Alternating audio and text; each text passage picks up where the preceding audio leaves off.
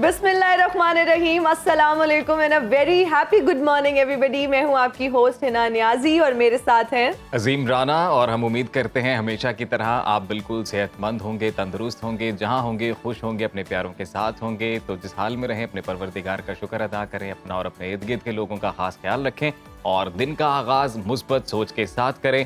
और मैं और हिना भी आपकी खिदमत में आज हाजिर हैं एक मुस्बत सोच के साथ। तो हिना आप बताएं आज कैसा रहा आपका दिन? आज मेरा बहुत अच्छा रहा, पिंक रहा। रात को थोड़ी जो है ना ज़्यादा वर्कलोड मुझे लगता था और मैं थोड़ी लेट घर गई, फिर सुबह उठने में मुश्किल हो रही थी। लेकिन अगैन जब आप पॉजिटिविटी की बात करते हैं, मुस्बत सोच की बात करते हैं, तो हमारी कोशिश होती है कि हम सुबह सुबह आएँ एंड पॉजिटिव एनर्जी को रेडिएट करें ताकि आप लोगों का दिन भी अच्छा गुजरे। और आज एक बार फिर से अपने प्रोग्राम का आगाज़ करते हैं एक बहुत ही खूबसूरत और एक मुस्बत बात से करते हैं। अजीम फ़लसफ़ी और बेमिसाल तबीब इब्न सीना की खूबसूरत बात यह है, उनका ये कहना है कि जी इतना खाओ जितना हज़म कर सको और उतना पढ़ो जितना जज़ब कर सको। Very well said. अगर हम इसके लिटरल मीनिंग्स भी देखें तो बहुत फोर्स बैलेंस की बात की है जी। उन्होंने कहा कि हर चीज़ में तवाज़ुन होना ज़रूरी है। जो इसका ओवरऑल मैसेज है वो यही है कि हर वो चीज़ जो बैलेंस, जो तवाज़ुन रख के आप करेंगे उसका फ़ायदा होगा। और किसी भी चीज़ की ज़्यादती, चाहे वो कोई सेहत वाली चीज़ हो, वो आपके लिए नुकसान ही पहुंचाएगी। इल्म भी ज़्यादा हासिल कर लें और उसको आप जज़ब ना कर पाएँ तो वो भी आपके लिए वबाले जान बन जाएगा। और ऑब्वियसली खुराक का तो फिर सभी को पता है, वो बताने की ज़रूरत नहीं होती। अगर आप ज़्यादा खा लें और उसको हजम ना कर सके तो फिर जो मिरेकल्स आपके साथ मिरेकल्स होते हैं, फिर उसके बारे में आप सोचना भी नहीं चाहेंगे। इसलिए जो कुछ भी आप करें, आपकी जिंदगी में एक बैलेंस होना चाहिए। चाहे आपके रिलेशंस हैं, चाहे आप खाना खाते हैं, चाहे आप तालीम हासिल करते हैं, इल्म हासिल करते हैं, हर चीज़ में जब एक बैलेंस होता है, इक्विलिब्रियम होता है, तो आपकी ज़िंदगी बहुत खुशगवार गुजरती है, आपकी ज़िंदगी बहुत अच्छी गुजरती है। इसलिए कोशिश करें कि ज़िंदगी में एक बैलेंस रखें। और इब्न सीना ने चूंकि ये बात की तो उनके बारे में बताना भी ज़रूरी है कि दुनिया इस्लाम के मुमताज़ तबीब और फ़लसफ़ी बू अली सीना इब्न सीना के नाम से मारूफ हैं। और उन्हें हारून रशीद के दौर में इस्लाम के सुनहरी दौर के सबसे अहम मुफक्किरीन और अदीबों में शुमार किया जाता है। इल्मी महारत और अपने हम असरों पर इल्मी बरतरी की वजह से इब्न सीना को शेख उर रईस का लक़ब दिया गया और अहले मगरिब आपको अमीरुल तुबा कहते हैं। क़ुरून वुस्ता में उन्हें फादर ऑफ मेडिसिन कहा जाता है। आपने मुख्तलिफ अलूम पर 200 किताबें लिखी और इनका सबसे बड़ा और मशहूर काम इल्म तिब में है। आपके शोहरा फाक किताब अल क़ानून फिल तिब से ये है किताब मशहूर हुई इस टाइटल से और इसे 17वीं सदी के वस्त तक यूरोप की यूनिवर्सिटीज़ में पढ़ाया जाता था। आप वो पहले तबीब थे जिन्होंने ये दरियाफ्त किया कि आलूदा हवा से बीमारियां मुंतकिल होती हैं। ये बड़ी अहम डेवलपमेंट थी और जिसे अब जो मॉडर्न साइंस है वो अब जरासीम जिसे कहती है। सबसे पहले इब्न सीना ने दरियाफ्त किया कि जो आलूदा फ़ज़ा है उससे बीमारियां फैलती हैं। और फिर इसके अलावा दिमागी फालिज और स्ट्रोक समेत कई बीमारियों को दरियाफ्त किया। तो इब्न सीना ने सर्जरी के बारे में बहुत आला तहकीकात पेश की, खून बहने से रोकने के मुतादिद तरीके ईजाद किए और फिर इनका इंतकाल 21 जून 1037 को ईरान के शहर हमदान में हुआ। बिल्कुल जी। और अजीम अगर बात की जाए मुसलमान साइंसदान की, उनके अचीवमेंट्स की, तो वो बहुत ज़्यादा हैं। और अगर तिब की बात की जाए तो बहुत सारी चीज़ें उन्होंने बताई, उन्होंने दरियाफ्त की। मेडिसिन की अगर बात की जाए, फिर 200 से ज़ायद उन्होंने किताबें लिखी जिनको स्टूडेंट्स ने बहुत ज़्यादा पढ़ा, उनको पढ़ाया, स्टूडेंट्स को पढ़ाया गया और बहुत बड़ी बड़ी अचीवमेंट्स। अच्छा, वैसे ना कभी अफसोस होता है कि मुसलमान जो हैं कहीं ना कहीं अब उस तरह से अपना जो नाम है वो होते जा रहे हैं। बिल्कुल। अगर हम देखें ना, अपने मुस्लिम साइंटिस्ट की बात करें, केमिस्ट की बात करें, इवन हम अगर एस्ट्रोलॉजिस्ट की बात करें, तो क्या क्या बड़ी बड़ी उन्होंने दरियाफ्त, बिल्कुल इजादात उनके नाम हैं। और फिर इसके अलावा कई बीमारियों के इलाज जो है वो उन्होंने दरियाफ्त किए हैं। एंड यू नो व्हाट, आप ये सोचें अजीम कि तब तो ये कॉन्सेप्ट भी उस तरह से शायद नहीं होता था। अब तो खैर इतनी रिसर्च होती है, बायोमेडिकल लैब्स हैं, बायोकेमिस्ट्री के स्टूडेंट्स पे इवन स्टूडेंट लेवल पे इतनी रिसर्चेस कराई, इतना एक्सपोजर है स्टूडेंट्स के पास। अब तो फैसिलिटीज इतनी ज्यादा हैं और फिर भी उस तरह से अगर हम कोई देखें साइंस एंड टेक से हमें कोई बहुत बड़ी या कोई बड़ी अच्छी खबर सामने नहीं आती। लेकिन अगर हम अपने मुस्लिम साइंटिस्ट की बात करें, खासतौर पे फिर अगर मेडिसिन की फील्ड में बात करें, तो इनकी काफ़ी ज़्यादा अचीवमेंट्स हैं। और आपको पता है कि ब्लड जब आपकी बॉडी से बहना शुरू हो जाता है, खुदा न खास्ता कोई भी एक्सीडेंट होता है, कोई आपको कट लगता है, कोई इंजरी होती है, तो उसको रोकना बहुत मुश्किल होता है। और कहा यह जाता है कि अगर बहुत ज्यादा खून आपका बह गया तो खतरनाक भी हो उसको सकता है। रोकना, और बिलखसूस फिर ऐसे अफराद के जिनको ऑलरेडी कोई डिजीज है, जिसमें जो ब्लड क्लॉट्स नहीं बनते और वो ब्लड फ्लो है वो बढ़ता ही चला जाता है, उस कंडीशन में रोकना, तो ये भी एक बहुत बड़ी कह लें कि एक अचीवमेंट है इब्ने सीना की कि इन्होंने ये दरियाफ्त किया तरीक़ाकार। बहरहाल जी, प्रोग्राम आगे बढ़ाते हैं और आपको बताते हैं कि आज आलमी शोहरत याफ्ता पॉप सिंगर और हिना के बहुत फेवरेट रहे माइकल जैक्सन उनकी 65वीं सालगिरह है आज, और उनके गाने का अंदाज ऐसा अनोखा था कि जिसने लोगों को कई सालों तक अपने शहर में जकड़े रखा। माइकल जैक्सन का रॉक और इसके अलावा सिविल मौसीकी का जो इम्तिजाज है वो उन्हें दुनिया का सबसे बड़ा पॉप गुलूकार बनाता है। अच्छा, and the best thing about him, मैं तो नहीं बल्कि मुझे लगता है बहुत सारे लोग पूरी दुनिया में इनके फैंस हैं, और उसकी वजह ये है कि लैंग्वेज बैरियर होने के बावजूद बहुत सारे लोग इनके लिरिक्स को समझ नहीं सकते थे, लेकिन जब आप इनके लिरिक्स वैसे मुझे भी नहीं समझ आया आज तक इनके, वो अनटिल और अनलेस इनके सबटाइटल्स के साथ हो, वरना कभी समझ नहीं आया कि ये माइकल जैक्सन साहब क्या फरमा रहे हैं। मुश्किल हो जाता है टाइम्स, एग्जैक्टली। लेकिन अगर हम बात करें इनके फैंस की, और जब ये कॉन्सर्ट में परफॉर्म करते थे, इनके बारे में कहा जाता है He's one of those singers जिनके कॉन्सर्ट्स में सबसे ज्यादा रश होता था, एंड लोग बाकायदा रोते थे जब वो इनको लाइव देखते थे, तो वो रोना शुरू कर देते थे। उस तरह की फुटेजेस कुछ मैंने देखी हैं इनके लाइव कॉन्सर्ट्स की, बिल्कुल यूट्यूब पे इनकी वीडियोस हैं, और मेरे ख्याल से तो अपने दौर के सबसे बड़े अगर स्टार और सेलिब्रिटी ने कहें तो ये गलत नहीं है। माइकल जैक्सन इतनी फेमस शख्सियत रहे ऑल ओवर द वर्ल्ड। अगर हम पूरी दुनिया की बात करें तो पूरी दुनिया में बहुत ज्यादा मकबूल, और सबने इनको बहुत पसंद किया। फिर अगर एज ग्रुप की बात करें तो हर एज ग्रुप में ये इक्वली पॉपुलर थे। फिर इनके बारे में ये कहा जाता है कि he was very conscious about his appearance. मैंने इनके कुछ इंटरव्यूज देखे हैं जिनमें इन्होंने ये बताया कि ये अपने रंग को गोरा करना चाहते थे, और उन्होंने हाशा सर्जरीज करवाई, अपनी अपीयरेंस को चेंज करने की कोशिश की। इनकी प्रॉपर एक डॉक्टर्स की टीम होती थी, इनके प्रॉपर सारे लोग इनकी टीम में शामिल होते थे जो इनकी सर्विलेंस करते थे, जो इनका ख्याल रखते थे, साथ मौजूद रहते थे। इवन इनका खाना भी चेक करके, टेस्ट करके इनको दिया जाता था कि खुदा न खास्ता कोई खाने में कोई जहर तो नहीं मिल। थ्रिलर जो इनकी एल्बम है वो आपने सुनी? वो किसने नहीं सुनी, मुझे सबने सुनी है। वो बहुत ही इनकी पॉपुलर एल्बम है, और जब भी मैं माइकल जैक्सन को देखती हूँ ना तो एक ब्रेक डांस करने का दिल करता है। तो आप सोच में पड़ जाते हैं कि इतनी एनर्जी और इतना अच्छा डांस, एंड बहुत सारे लोगों ने फिर माइकल जैक्सन के मूव्स को कॉपी किया। माइकल जैक्सन मून वॉक है डांस में, मून वॉक का जो स्टाइल है वो मेरे ख्याल से इन्होंने ही इंट्रोड्यूस करवाया है। और आज अगर हम देखें डांसर्स को, और इंडिया में फिर अगर बात करें ना, टैलेंट बहुत ज्यादा है इस लिहाज से, आर्टिस्ट बहुत है। तो जब भी कोई इस तरह के उनके कॉन्टेस्ट होते हैं, कोई इस तरह के कॉम्पिटिशन्स होते हैं डांस से रिलेटेड, तो वहाँ पे मून वॉक जो है ना, अगर आप समझते हैं कि कोई बहुत अच्छा जबरदस्त डांसर है तो वो मून वॉक करके दिखाते हैं। और कॉपी किसको करते हैं जी? माइकल जैक्सन को। अच्छा, एक और मजेदार और दिलचस्प बात माइकल जैक्सन से मुतल्लिक ये है कि मैंने यहाँ पे ये चीज़, ये मेरा ज़ाती तजुर्बा है, मैंने यहाँ पे काफ़ी नोटिस किया है कि जब भी किसी शख्स के सामने माइकल जैक्सन का नाम लिया जाता है तो जो स्टाइल वो बनाता है ना, सबसे पहले वो गिटार वाला बनाता है कि माइकल जैक्सन, ये हालांकि माइकल जैक्सन ने कभी गिटार नहीं बजाया। माइकल जैक्सन वो ना उनके कोट का ही कैसे करके स्टाइल होता था डांस करते हुए, तो बहुत सारे लोग वो गिटार वाले उसमें कंफ्यूजन है।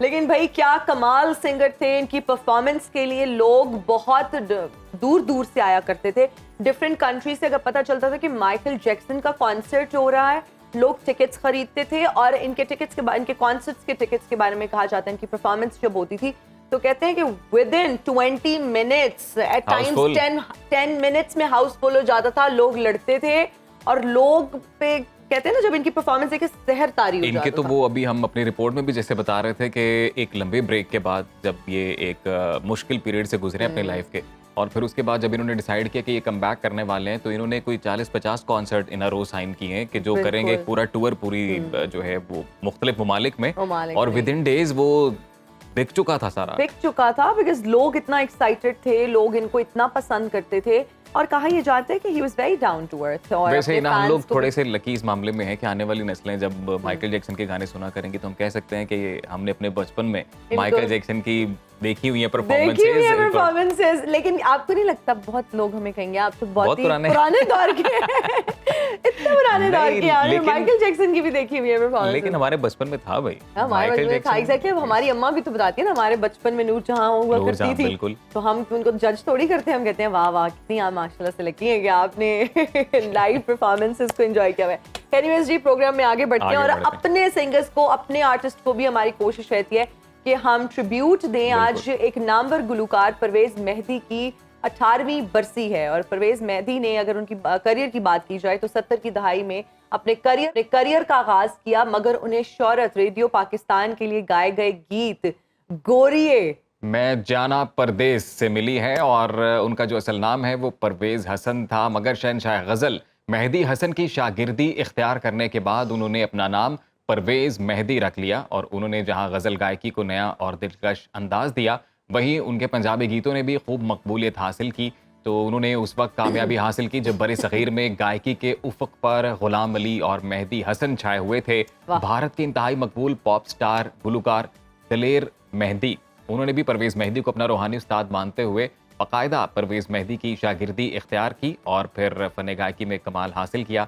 तो परवेज मेहदी की शानदार फ़नी खिदमात के एतराफ़ में हुकूमत पाकिस्तान की जानिब से फिर उन्हें सितारा इम्तियाज़ से भी नवाजा गया और उन्होंने 30 साल की और 29 अगस्त 2005 को 57 बरस की उम्र में इंतकाल कर गए। अगर पाकिस्तान में क्लासिकल सिंगर्स की बात की जाए तो हम लोग इस मामले में बहुत लकी रहे हैं कि हमारे पास बहुत बड़े नाम और बहुत अच्छे क्लासिकल जॉनर के सिंगर्स हैं। मौसीकी के एतबार से बड़े सगीर पाको हिंद का अगर हम जिक्र करते हैं तो ये खिता मुझे ऐसा लगता है कि इस पे कोई खास करम है अल्लाह ताला का कि इस हवाले से जो एक टैलेंट है वो बड़ी जरखेज मट्टी है यहाँ पर।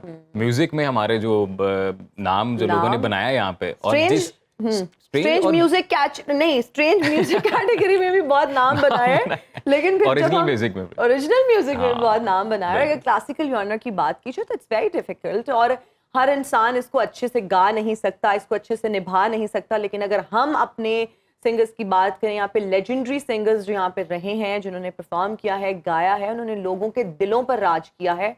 और मौसीकी एक ऐसी चीज है जो आपके दिल में रच बस जाती है और आप फौरन से अपने जो है ना फैंस के दिलों में जगह बना सकते हैं। मूड चेंज हो जाता है, आपकी तबीयत बड़ी अच्छा, तबीयत बड़ा असर होता है म्यूजिक का। हाँ, बिल्कुल। आप जिस तरह का म्यूजिक सुन रहे होते हैं उसी तरह का आपका मूड हो जाता है तो इसलिए। और वैसे ही भी बड़ी बात है कि आप जिस तरह का म्यूजिक सुनते हैं ना वो आप कई दफा आपकी शख्सियत को भी डिफाइन करते हैं। अच्छा, लेकिन एक बात है, अगर कभी आप कोई सैड गाना सुने, that does not mean that you are sad. There are days when you don't feel like listening to very loud pop music, and then there are days जब आपका दिल करते है कि आप कुछ बहुत ही soothing सुने and you know अच्छा गजल टाइप सुने। तो ये जरूरी नहीं है जो लोग इर्द गिर्द में सुन रहे होते हैं ना, मुझे तो बहुत सारे कॉम्प्लीमेंट्स मिलते हैं, क्या कोई आज दुखी हो या सैड हो। भाई जरूरी नहीं है अगर हम दुखी हैं और हम सैड हैं तो हम सैड गजलें, हम सैड म्यूजिक सुने, या हम, मैं तो कहती हूँ धीमा म्यूजिक है, that's like treat for your ears, soft music है ना। सैड होने की जब आपने बात की तो एक बात मुझे याद आ गई जिसने वाकई आजकल बड़ा सैड किया हुआ है, और वो है जी बढ़ती हुई महंगाई और बिलखसूस जो बिजली की कीमतें बढ़ाई गई हैं आजकल। चूंकि इसी बात का रोना रोया जा रहा है हर तरफ। आप वैसे जिससे भी मिलें, जिससे भी पूछें, पहली बात ही होती है कि यार आपका बिल कितना है। आजकल लोग ये नहीं पूछते कैसे हैं, अस्सलाम वालेकुम बिल कितना है आपका, बिल कितना है। और फिर जब उन्हें बिल बताया जाता है तो फिर अगला सवाल होता है कि कितने पंखे चलते हैं, कितने एसी चलते हैं। हाँ, फिर आगे जवाब क्या आता है कि हमारे घर में सिर्फ एक एसी है जिसमें सारे लोग सो जाते हैं। और एक बड़ी तादाद ऐसी है ना कि जहाँ पे एक एसी भी मुश्किल से या शायद चलता ही नहीं है। बिल्कुल। और पंखे भी अफोर्ड करने की सलाहियत नहीं रही लोगों के अंदर। और अगेन वही वाली बात है कि जी 25-26 हज़ार एक दिहाड़ीदार या एक आम मजदूर की अगर तनख्वाह है तो इतना ही अगर उसको बिल आ जाएगा तो उसके बाद क्या हालत होगी फिर लोगों के अंदर। जाहिर है वो एक लावा जो इतने अरसे से पकता चला जा रहा है वो एक बॉइलिंग पॉइंट पे जब पहुंचेगा तो फिर फटेगा। और लेकिन हमारे पास आप लोगों के लिए बहुत ही अच्छी खबर है। बिजली के बिलों से तंग आवाम के लिए अच्छी खबर यह है कि साइंसदानों ने एक ऐसा पेंट तैयार किया है जो बिजली के बिलों में कमी ला सकता है। ये पेंट एक कैलिफोर्निया की यूनिवर्सिटी में साइंसदानों की इजाद है और ये एक ऐसा पेंट है जो एयर कंडीशनर्स और हीटर्स की तरह काम करता है अगर इसे सही तरीके से इस्तेमाल किया जाए। और अगर इसको सही तरीके से आप इस्तेमाल करेंगे तो ये बिजली के बिलों में खातिर खा कमी ला सकता है। और ये पेंट सूरज से आने वाली मिड इंफ्रारेड शुआओं को 80% तक रिफ्लेक्ट करने की सलाहियत रखता है जो आम पेंट से 10 गुना ज्यादा है। और अगर इस पेंट की बात की जाए, इसकी कुछ क्वालिटीज आपको बताई जाएं, तो इस पेंट को जब किसी इमारत के बाहर आप इस्तेमाल करेंगे तो गर्मी को बाहर रखता है और अंदर दाखिल होने से ही रोकता है। मतलब अक्सर आपने देखे होंगे कि कुछ रूम साउंड प्रूफ होते हैं, उनमें कुछ ऐसा सिस्टम लगा दिया जाता है कि नॉइज बाहर नहीं जाता, शोर उस कमरे से बाहर नहीं जाता। तो इसी तरह अगर ये पेंट आप लोग अपनी दीवारों पर कर देंगे, अपने घरों की छतों पर कर देंगे, तो गर्मी को आपके घरों में दाखिल लेकिन होने ये मेरे से ख्याल से रोकेगा। सहूलत पाकिस्तान में भी मैसर नहीं है। ये आपने ज्यादा भी खुश नहीं होना। यूनिवर्सिटी कैलिफोर्निया में रिसर्च हुई है और उसके बाद ये जो पेंट है वो सामने आया है। और बहरहाल हम दुआ ये करते हैं कि जल्द से जल्द, हमारे मुल्क में सबसे ज्यादा जरूरत है इस पेंट की, तो ये पेंट जल्द से जल्द पाकिस्तान में मैसर हो। पाकिस्तान में मैं कह रही हूँ सबसे पहले भेजना चाहिए, क्योंकि हमें इसकी सबसे ज्यादा जरूरत है। और कह रहे हैं कि मुख्तलिफ मौसमों में इस्तेमाल किया जा सकता है। गर्मियों के सीजन में इसकी क्वालिटीज ये हैं कि ये गर्मी को घरों में दाखिल होने से रोकेगा और सर्दियों में आपके घर को वार्म एंड कोजी रखेगा। मेरे ख्याल से पेंट जो है वो अफोर्डेबिलिटी भी इस हवाले से ज्यादा है कि ये लोग ज्यादा अफोर्ड कर सकेंगे इसको, क्योंकि इससे पहले जो दूसरा मुतबादिल हमारे पास बिजली का सोलर पैनल आम तौर पर जो घरों में कहा जाता है या इस्तेमाल किए जाते हैं ज्यादातर, लेकिन वो भी हर कोई अफोर्ड नहीं कर सकता, उसकी भी अच्छी खासी कीमत है। तो सोलर पैनल्स लगाए जाते हैं जी बिजली को जो है वो उसकी पैदावार बढ़ाने के लिए, या कह लें कि अगर एक घर जो है वो खुद कफील होना चाहता है बिजली की पैदावार के लिए, तो सोलर पैनल यूज़ किए जाते हैं। लेकिन ये पेंट जो है बड़ी ही अच्छी इजाद है और यकीनन इसके बड़े फ़ायदे होंगे। और फिर अब ये तो जब इस्तेमाल करेंगे तो पता चलेगा कि किस तरह से एक्चुअली में काम करता है। लेकिन ये जहाँ पर इजाद हुआ मेरे ख्याल से उनके मौसम के एतबार से तो ये ठीक होगा। पाकिस्तान जिस तरह के मौसम की शिद्दत यहाँ पर होती है, पता नहीं ये पेंट यहाँ पर उस तरह से कारआमद रहेगा कि नहीं। वैसे ये पेंट अगर आता है ना पाकिस्तान में तो आप ट्राई करेंगी कि? आप ट्राई, मैं सबसे पहले को 50 डब्बे खरीद के घर पे रख लूंगी ताकि बिजली के बिलों में कमी आ सके। और देखिए ना हमारे अवाम कितने ज्यादा परेशान हैं, और आप देखें कि हर तबका इससे अब तो परेशान है। और देखिए आप अजीम ये भी सोचें कि पता नहीं फ्यूचर में क्या बनता है, क्या कोई इसमें कमी आएगी बिजली के बिलों की कीमतों में।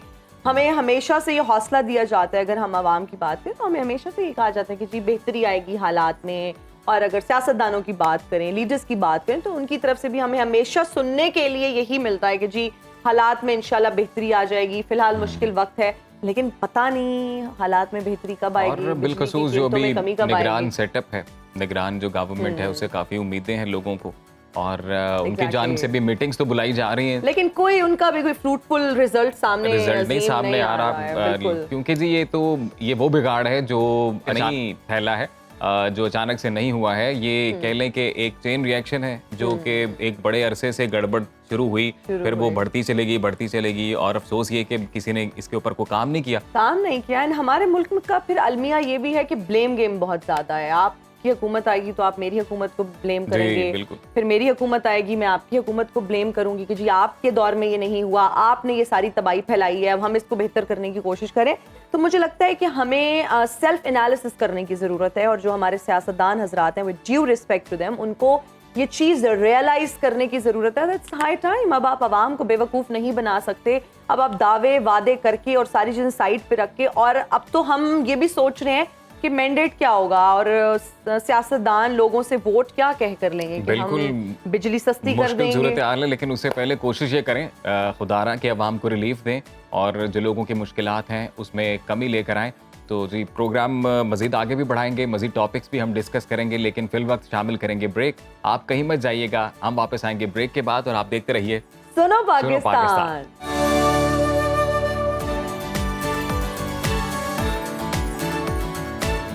And we are right back after the break. You are watching सुनो पाकिस्तान। अब प्रोग्राम में आगे बढ़ेंगे और बात करेंगे जहानत की।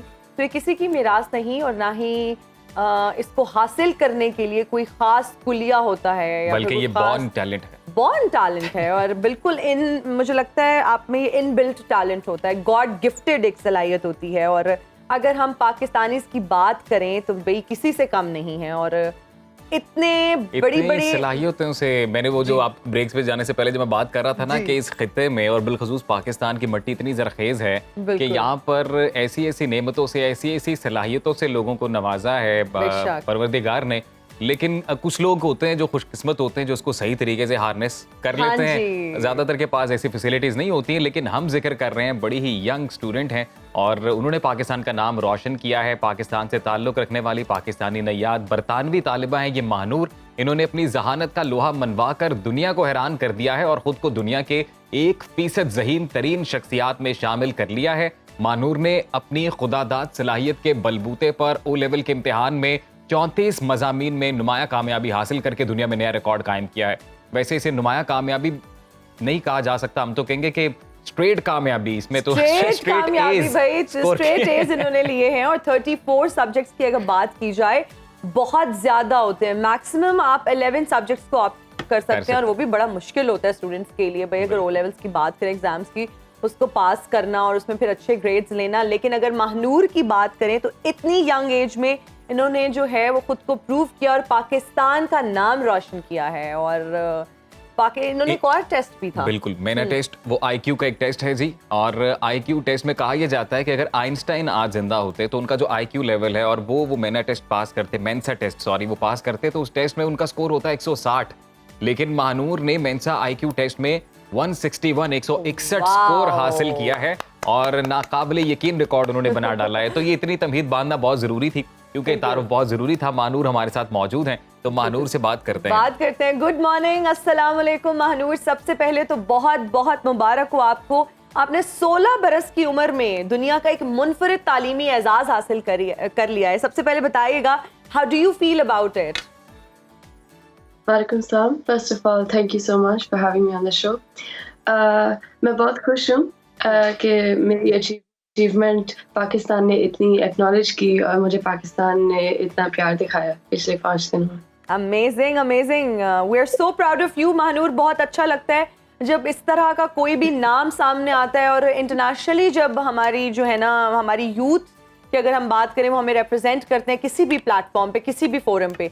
अच्छा, आप ये बताइएगा कि पाकिस्तान के किस शहर से आपका ताल्लुक है और अगर इनिशियल एजुकेशन की बात करें तो कहाँ से हासिल की आपने?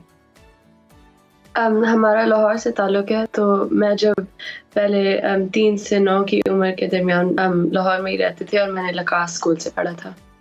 ठीक है मानूर, आप ये बताएं कि आपको कैसा फील होता है, कैसा महसूस करती हैं आप जब आपका कंपैरिजन आइंस्टाइन के साथ किया जा रहा है? ये एक्चुअली एक ब्रिटेन में एक मेंसा आईक्यू टेस्ट है जो कि दुनिया की सबसे लार्जेस्ट और ओल्डेस्ट हाई आईक्यू सोसाइटी है। और उनका मेरा 2021 में मेरा स्कोर था 161। आइंस्टाइन का कहा जाता है कि उनका स्कोर 160 था। तो definitely I am very proud of my achievement. लेकिन मैं अपने आप को आइंस्टाइन से तो नहीं कंपेयर करूंगी, लेकिन ये ट्रू है कि मैं दुनिया की टॉप 1% में हूँ। ये आपने बहुत अच्छी बात की है कि कंपैरिजन किसी का किसी के साथ नहीं होता, हर बंदा यूनिक है। और आपने चूंकि कामयाबी हासिल की है तो आपको बहुत मुबारक इस बात के लिए। आपसे रिलेटेड एक ना आर्टिकल था जो मैं पढ़ रहा था और उसमें आपके पेरेंट्स का एक इंटरव्यू छपा है और उसमें वो कह रहे थे कि आप बचपन से ही मुख्तलिफ थी। तो आप किस तरह से यूनिक थी, किस तरह से मुख्तलिफ थी, आपको कुछ याद पड़ता है इससे? जी, हमेशा मेरा बाकी बच्चों से थोड़े से इंटरेस्ट अलग थे। मुझे रीडिंग का बहुत शौक था और मुझे हमेशा शौक था कि मैं जितना भी नॉलेज है मेरे एक्सेस में मैं उसको अब्जॉर्ब करूं और सारी चीज़ों के बारे में कुछ ना कुछ जानूं। और मेरे चाइल्डहुड दोस्तों का हमेशा वो मुझे काफ़ी थोड़ा सा बाकी बच्चों से अलग समझते थे क्योंकि मेरी हॉबीज़ उनसे नहीं मिलती थी और मुझे खेल कूद का ज़्यादा शौक नहीं था। अच्छा महानूर, आपने बुक्स की बात की कि आपको बुक रीडिंग का बहुत ज़्यादा शौक था। तो ये शौक पैदा कैसे हुआ? अगर हम जो बच्चे इस वक्त आपको देख रहे हैं, जो स्टूडेंट्स आपको देख रहे हैं और वो भी बुक्स पढ़ना चाहते हैं, so they really want to know कि ये शौक कैसे पैदा हुआ और ये आदत कैसे बनी? आप तो छोटे होते, मतलब 2-3 साल की उम्र में आप तो अपना शौक नहीं पैदा कर सकते, ये तो आपके वालिदैन की जॉब होती है। तो मेरी मदर जब मैं छोटी होती थी और वो डिशेस कर रही होती थी, वो साथ ABC लगा देती थी या नर्सरी राइम्स लगा देती थी। हमेशा बुक्स के इर्द गिर्द बड़ी एक्साइटमेंट क्रिएट करती थी ताकि वो एक्साइटमेंट मेरे में भी आए। जबरदस्त। अच्छा मानूर, हमने ये भी आपके बारे में जाना कि आपकी जो रीडिंग स्पीड है वो भी माशाल्लाह बड़ी कमाल है। मतलब जो कोर्स कवर करने में लोगों को 2 साल लगते हैं वो आप 6 मंथ्स में ऑलमोस्ट कवर कर लेती हैं, ऐसा कुछ है? एक्चुअली अगर एक कोर्स देखा जाए तो मैं सिर्फ मेरी स्ट्रैटेजी ये है कि मैं एक सब्जेक्ट पे एक वक्त फोकस करूं और मुझे कोई 1 हफ्ता लगता है पर सब्जेक्ट। ओके, जबरदस्त। अच्छा महानूर, अगर हम कैम्ब्रिज सिस्टम की बात करें तो ओ लेवल में अगर जो बच्चे होते हैं मैक्सिमम आई थिंक वो 11 सब्जेक्ट्स को ऑप्ट कर सकते हैं, लेकिन अगर आपकी बात की जाए तो 34 सब्जेक्ट्स आपने ऑप्ट किए माशाल्लाह स्ट्रेट एज, तो ये कैसे मुमकिन हुआ?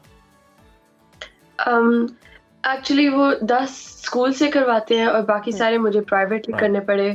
तो मैंने पहले प्लान किया था कि मैंने 50 सब्जेक्ट्स करने हैं, लेकिन क्योंकि टाइम टेबल क्लासेस इतने हो रहे थे तो काफ़ी सब्जेक्ट्स मुझे फिर ड्रॉप करने पड़े। तो महानूर आप दिन में कितनी देर पढ़ती हैं? क्या सारा दिन आप पढ़ती रहती हैं? नहीं, मेरी एक्चुअली एक्स्ट्रा करिकुलर कमिटमेंट्स इतनी है कि पूरा दिन मैं पढ़ ही नहीं सकती, तो कोई 3 से 5 घंटे मैक्सिमम। अच्छा महानूर, ये बताएं कि फ्रेंड्स हैं आपके? जी फ्रेंड्स हैं मेरे। फ्रेंड्स कैसा फील करते हैं जब स्पेशली, क्योंकि हमारे साथ तो ये होता था कि हम लोग जब रिजल्ट अनाउंस होता था तो जो जिसके ज्यादा स्कोर आ जाता था बाकी दोस्त नाराज हो जाते थे उससे, तो आपके साथ कुछ ऐसा होता है? नहीं, मेरे तो सारे फ्रेंड्स अल्लाह का शुक्र बहुत सपोर्टिव हैं और वो खुद भी बहुत ज़हीन हैं। ओके, अच्छा। जबरदस्त, मतलब आपकी कंपनी भी वैसी ही है, सारे लोग माशाल्लाह से इंटेलिजेंट है। अच्छा महानूर, अगर हम ए लेवल्स की बात करें तो क्या सब्जेक्ट्स आप चूज करने जा रही हैं एंड व्हाई? मैंने जो कोर सब्जेक्ट्स चूज करने हैं वो है साइंसेस और इंग्लिश लिटरेचर, क्योंकि इन सब्जेक्ट्स का मुझे पैशन है और मैंने आगे मेडिसिन ही पढ़नी है। लेकिन इसके अलावा I am thinking at least 20 subjects. अच्छा महानूर, ये बताइएगा, मुझे ये भी पता चला है कि आपको राइटर बनने का शौक था, लेकिन आपने अपना इंटरेस्ट चेंज किया और फिर आपने डिसाइड किया कि अब आप मेडिसिन ऑप्ट करेंगी, तो ये क्यों हुआ? पहले तो क्योंकि बुक रीडिंग का मुझे चाइल्डहुड से वो मेरा पहला पैशन था और सबसे बड़ा पैशन था, तो राइटर ही मैंने बनना था। मेरा दिल था कि मैं अपने लफ्ज़ों से दुनिया को चेंज कर दूं। लेकिन फिर जब मैं कोई 7 साल की थी तो मेरी ग्रैंडमदर बहुत उनकी बीमारी बहुत शदीद किस्म की थी और पूरी मेरे चाइल्डहुड में हमने यही देखा कि वो हॉस्पिटल जाती थी और हमारा उनसे बहुत प्यार था, तो ये मेरे लिए एज अ चाइल्ड बहुत अपसेटिंग बात थी और इसने मेरा फिर पैशन चेंज कर दिया और मेरा था कि मैं मेडिसिन से दुनिया चेंज करूं। Okay okay, nice. अच्छा महानूर, हम ये भी जानना चाहते हैं कि आपकी हॉबीज क्या हैं? What do you do other than studying all the time? मुझे म्यूजिक का बहुत शौक है, तो आई प्ले द पियानो। मैंने ग्रेड 8 थ्योरी और डिप्लोमा प्रैक्टिकल ये सारे मैंने डिस्टिंक्शन में कंप्लीट किए हुए हैं।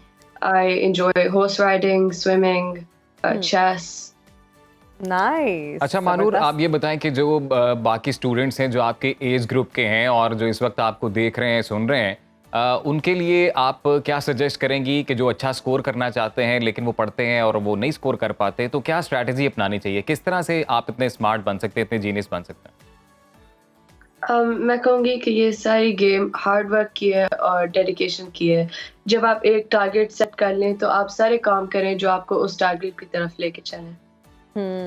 अच्छा महानूर, हम किसी भी फील्ड की अगर बात करते हैं, हम डॉक्टर्स से अगर बहुत ज़्यादा इम्प्रेस होते हैं तो हम उनकी रूटीन पूछना चाहते हैं, या अगर हम उन जैसा बनना चाहते हैं तो हम ये जानना चाहते हैं कि उनकी रूटीन क्या होती है, व्हाट डू दे डू सारा दिन, उनकी क्या जो है ना उनका बिजी स्केड्यूल होता है, मसरूफियात क्या होती है। तो आप अपने स्केड्यूल के बारे में हमें बताइए, what do you do when you wake up, और सारा दिन फिर किस तरह से आप प्लान करती हैं? मेरे बचपन से ही मेरी मामा ने रूटीन ऐसी रखी थी कि फुल प्रोडक्टिविटी आ सके। तो स्कूल के बाद आके मैं हमेशा बहुत थकी होती हूँ, हर बच्चा ही बहुत थका होता है और ठीक पढ़ाई नहीं की जाती, तो मैं स्कूल से आके 2-3 घंटे सो जाती हूँ और फिर रात से वो 7 बजे से कोई 2 बजे तक हम पढ़ते हैं। अच्छा महानूर, वैसे तो आपने 34 सब्जेक्ट्स में ए स्कोर किया है, तो ये तो बता रहा है कि ऑब्वियसली आप सभी सब्जेक्ट्स में बहुत स्मार्ट हैं, लेकिन आपका फेवरेट सब्जेक्ट कौन सा है जो पढ़ने का आपको सबसे ज्यादा मजा आता है?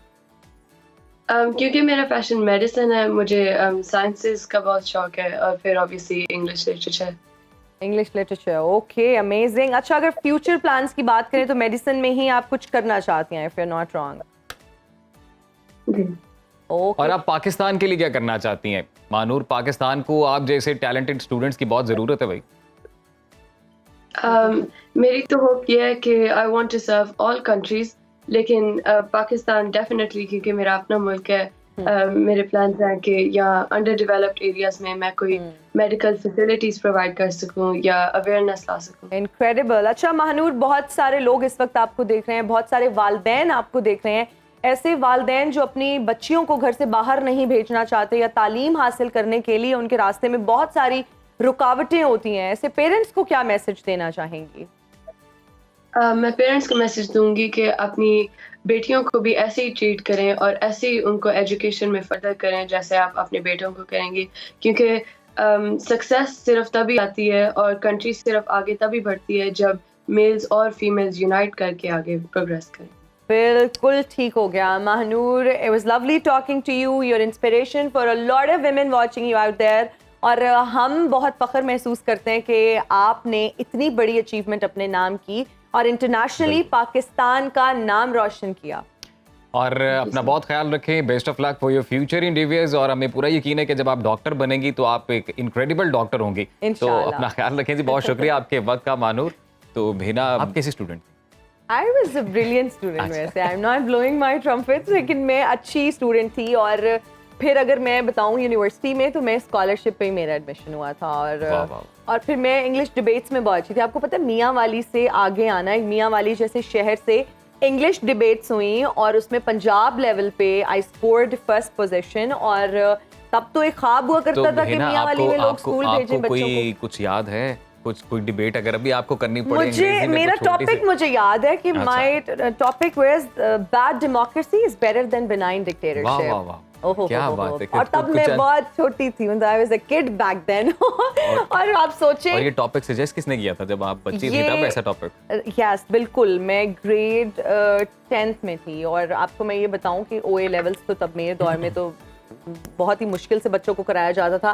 फिर अगर मियाँ वाली जैसे शहर की बात की जाए तो वहाँ पर एक्सपोजर नहीं था, फैसिलिटीज नहीं थी। याद है अपनी इस डिबेट की कुछ? नॉट रियली, बस मुझे टॉपिक याद है कि this was the topic, bad democracy better than benign dictatorship. वैसे मुझे एक बड़ी कमाल लाइन याद है। कौन सी? और वो ये कि जी ब्रेक का वक्त हो गया तो आपने कहीं नहीं जाना, देखते रहिए सुनो पाकिस्तान। हम आएंगे ब्रेक के बाद।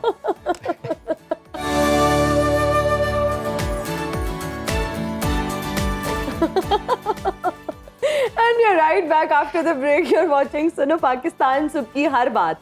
जब हम जदीद दौर की बात करते हैं जहां हर चीज जो है ना आजकल मशीनों से तैयार की जाती है, तो पाकिस्तान की तारीख बड़ी याद आती है। और फिर अगर तारीखी शहरों की बात की जाए तो शेखुपुरा में लकड़ी और पत्थरों से तैयार करदा जो है ना कोलू से सरसों का तेल निकालने की जो रवायत है वो आज भी जिंदा है। आपने कोलू देखा हुआ? नहीं। अपने नाजरीन को हम दिखाते हैं क्योंकि इस हवाले से हमारी साथी एंकर हैं काशा गुल। वो गई शेखुपुरा में और फिर उन्होंने क्या क्या मनाजिर वहां देखे। आप भी देखें, हम भी देखते हैं।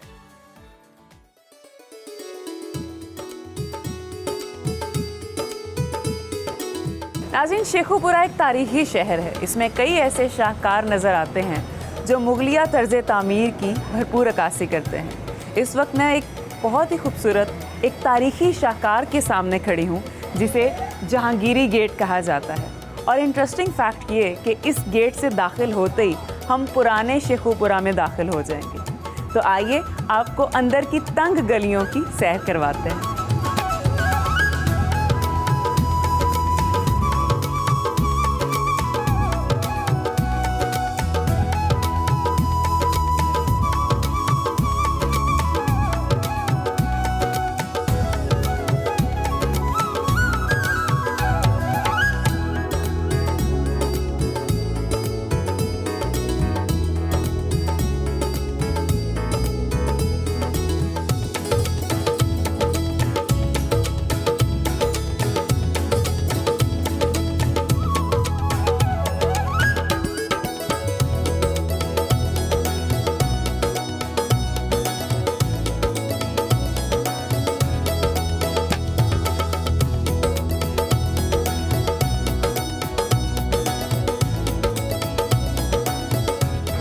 इस वक्त आप एक देसी तर्ज जिंदगी का वो रंग देख रहे हैं जो हमारे पंजाब का कल्चर है। आपके घरों में भी ऑयल इस्तेमाल होता है और मेरे घर में भी ऑयल इस्तेमाल होता है। और ये पुराना तरीक़ेकार था कि कैसे कोलू के बैल से हम बीजों से खालिस तेल निकालते थे, ऑर्गेनिक तेल निकलता था। वैसे तो आजकल जो ऑयल हम इस्तेमाल करते हैं वो मुख्तलिफ इंडस्ट्रीज से आता है हमारे पास, लेकिन ये वो वाहिद तरीका है जिससे आपको ऑर्गेनिक तेल मिलता है। यहाँ पर बीज डाले जाते हैं और वहाँ नीचे ऑयल निकलेगा। और आप लोगों में से बहुत से लोगों ने ये अपने बचपन में देखा होगा, मेरी भी बचपन की याद ताज़ा हो गई, लेकिन बहुत से लोग आज इसको पहली दफ़ा देख रहे होंगे। ये है वो कोल्लू का बैल ये डरा रहा है मुझे। ये है वो कोल्लू का बैल, में आहिस्ता बोलना पड़ेगा मुझे, जो आपने सुना, बोला, पढ़ा अपने मुहावरों में, लेकिन आज मैंने आपको ये कोल्लू का बैल दिखा भी दिया। तो मैं तो यहाँ से ऑयल निकलवा के लेके जाऊंगी। जी नाजरीन, आपको हमने दिखाया कि किस तरह से वो ओल्ड स्टाइल में बड़ा ही विंटेज किस्म का ये तरीका है जिससे सरसों का तेल निकाला जाता है। और जब हम डिस्कशन कर रहे थे तो मैंने अजीम से पूछा कि बैल की आंखों पर पट्टी क्यों बांधी जाती है, जिसके बाद ये शदीद ऑफेंड हुए और उन्होंने कहा यार ये तो सही नहीं है, ये तो जुल्म है। आई डोंट नो, मेरी जाती राय है, मेरी अपनी फीलिंग है, मुझे ऐसा लगा कि यार जानवर पे जुल्म हो रहा है बेचारे पे, उसको पता ही नहीं यार वो गोल गोल घूमी जा रहा है और उसकी कुछ आवाज भी इस तरह से आ रही है। आप बिल्कुल सही कह रहे हैं, because you have pets at home and वो एनिमल राइट एक्टिविस्ट भी, हमें वो वाली स्ट्रीक भी आपने नजर आ रही है, लेकिन उसकी हसास तबीयत है, अच्छी बात है, लेकिन उसकी वजह पता है क्या है? मैं आपको बताती हूँ, जुल्म नहीं है इसकी वजह। ये इसके पीछे लॉजिक ये है कि बैल एक बहुत एग्रेसिव जानवर है। जब अगर उसकी आंखों पर पट्टी नहीं होगी और इर्द गिर्द लोगों को देखेगा तो हो सकता है कि वो रस्सी से छुड़ा के उनके साथ लड़ने की कोशिश करे, टक्कर मारने की कोशिश करे, या फिर किसी को हार्म करने की कोशिश करे और किसी को नुकसान पहुंचा दे, जिसकी वजह से उसकी आंखों पे कपड़ा सा बांधा जाता है। हमारी जो साथी एंकर उकाशा है, उनको तो देख के लग रहा था उन्होंने काफी एंजॉय किया है, वो तो प्रॉपर राइड चल रही थी और वो स्विंग के जैसे घूम रही थी और हम भी देख रहे थे कि वो बाकायदा एंजॉय कर रही है। लेकिन अगर हम होते तो हमें तो डर ही लगता। वैसे बुल फाइट के बारे में तो घूमते घूमते एक ब्रेक ले लें। ये ब्रेक का तरीका भी आपका बड़ा निराला है नाज़रीन। अभी लेते हैं घूमते घूमते एक ब्रेक, हाजिर होंगे ब्रेक के बाद। घूमते घूमते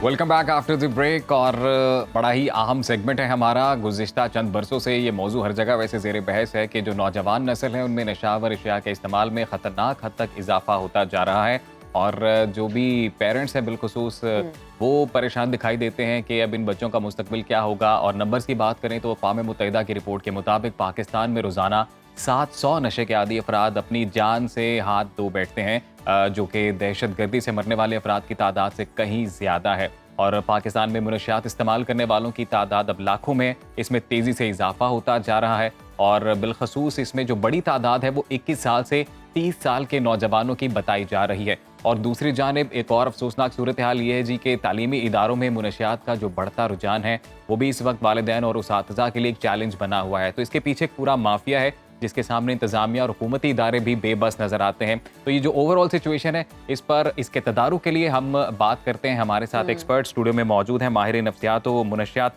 डॉक्टर सदाकत अली और डॉक्टर उज़मा सदाकत साहिबा हमारे साथ मौजूद हैं। Thank you so much for joining us in Suno Pakistan. कैसे हैं आप लोग?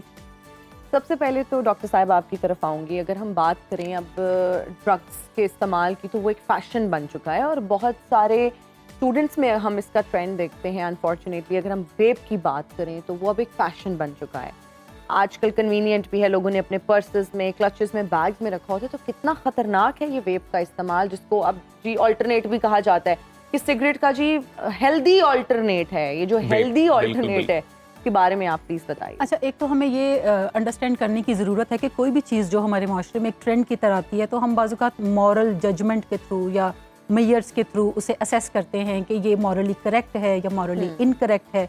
लेकिन कुछ चीज़ें, जैसे जो भी लोग मेडिकल के शोबे से वाबस्ता हैं, जब वो चीज़ों को देखते हैं तो वो हेल्थ और अनहेल्दी के पैमाने के ऊपर उन्हें मेयर करते हैं कि कोई चीज़ जिस्मानी लिहाज से या जहनी लिहाज से आपके लिए हेल्दी है या अनहेल्दी है। जब हम टोबैको की बात करते हैं तो टोबैको आप किसी भी फॉर्म में ले लीजिए तो वो आपके बॉडी के लिए और ब्रेन के लिए अनहेल्दी है। हमारे यहाँ अनफॉर्चुनेटली बहुत सारे ऐसे ट्रेंड्स जो हैं वो मुतारफ़ करवाए जाते हैं। वेस्ट से मुतासिर होकर हमारे यहाँ कंसिडर किया जाता है कि सिगरेट पीने वाले लोग ज़्यादा मॉडर्न होते हैं या शराब पीने वाले लोग जो हैं वो मॉडर्न कंसिडर किए जाते हैं, वो सक्सेसफुल कंसिडर किए जाते हैं।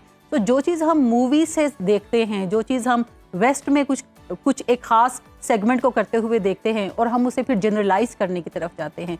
सो वेप, स्मोकिंग उतना ही डेंजरस है जितने के बाकी तमाम ड्रग्स हैं, बल्कि दुनिया भर में सबसे ज़्यादा मरने वालों की तादाद जो है वो सिगरेट स्मोकिंग से है। तो इसका मतलब है कि बाकी नशों से भी ज़्यादा जो लोग हर रोज़ मर रहे होते हैं, और तकरीबन दुनिया भर में तकरीबन 1 लाख लोग जो है वो मर रहे होते हैं सालाना, तो इसका मतलब है कि इसकी जो तादाद है वो ज़्यादा है, सो उतना ही ख़तरनाक है। एंड सिगरेट को या वेप जो है ये गेटवे टू ड्रग एडिक्शन है। इसका मतलब है कि जो भी लोग सिगरेट का इस्तेमाल करते हैं किसी भी फॉर्म में, उनके लिए फिर दूसरे नशों की तरफ बढ़ना जो है वो आसान हो जाता है, क्योंकि उन्हें इनहिबिशन नहीं रहती कि एक ड्रग यूज़ कर लिया, अब अगला ड्रग जो है वो चर्स आ जाएगा, फिर उसके बाद शराब आ जाएगी, फिर उसके बाद हेरोइन आ जाएगी, फिर कोकेन आ जाएगी। सो आप समझें कि ये पहला कदम है जो आप बढ़ा रहे हैं दूसरे नशों की तरफ। जी बिल्कुल। डॉक्टर सदाकत साहब, आपसे सवाल है मेरा सर, उससे पहले वो अपने नाज़रीन को ये बताएं कि इस सेगमेंट में वो लाइव कॉल कर सकते हैं, और कॉल करके भी आपके जो मसाइल हैं वो डॉक्टर साहब और डॉक्टर साहिबा हमारे साथ मौजूद हैं, आप पूछ सकते हैं। तो डॉक्टर सदाकत साहब, सर आप चूँकि माहिर नफ्सियात भी हैं, आपके पास तो ऐसे केसेस आते होंगे, और नौजवान जो हैं, जैसा कि नंबर्स हमारे पास हैं कि उनकी तादाद बढ़ रही है जो एडिक्टेड होते जा रहे हैं ड्रग्स के, तो क्या बुनियादी वजह नज़र आती है कि मायूस होकर लोग आ जाते हैं, जो नशे के आदी बन जाते हैं, या फिर एक रिक्रिएशन के तौर पर कोई ड्रग स्टार्ट की और वो फिर पता ही नहीं चला कि वो आदत बन गई?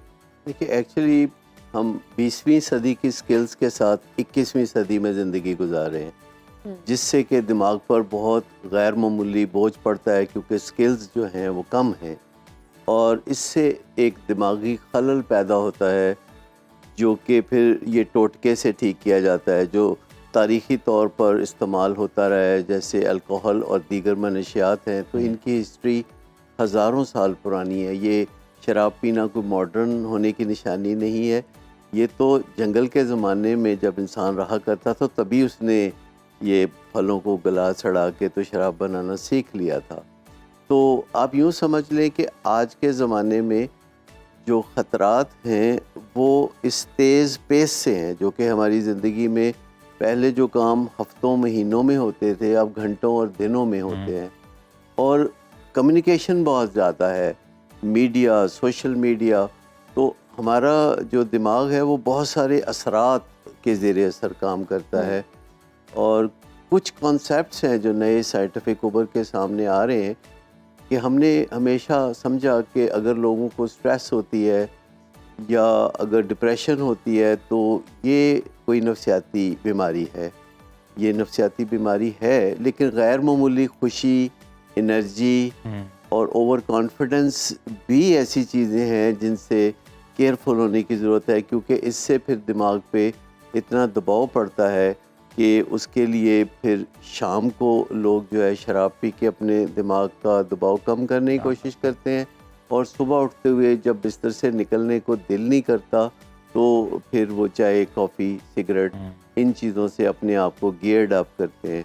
तो एक तरह से जो दिमाग है, जो कि हमारा सबसे अहम ऑर्गन है, उसको जो नज़रअंदाज किया जाता है, आपने लोगों को सुना होगा, लोग कहते हैं कि मैं अपने दिल के मुआयने के लिए जा रहा हूँ, या मैं अपना कोई जनरल चेकअप कराने जा रहा हूँ, लेकिन आपने कभी किसी को ये कहते नहीं सुना होगा कि मैं अपने दिमागी मुआयने के लिए जा रहा हूँ। हाँ जी। तो जितने लोग भी ये ड्रग्स की तरफ या अल्कोहल की तरफ जाते हैं या सिगरेट पीते हैं, और फॉर दैट मैटर जो चाय कॉफ़ी का कसरत से इस्तेमाल है, इन सब को एक्चुअली तो दिमागी मुआयने के लिए जाना चाहिए। ये जो नशे का इस्तेमाल है, एक दिमागी खलल को थोड़ा सा संभालने के लिए एक जुगाड़ है जो किया जाता है, और इसके लिए कोई प्रॉपर लाइफस्टाइल चेंज या कोई मशवरे की ज़रूरत नहीं समझी जाती, क्योंकि दिमाग के बारे में, ख़ास तौर पर अपने दिमाग के बारे में बात करना बहुत मुश्किल समझा जाता है। लेकिन WHO ने इस बारे में पिछले 14 साल में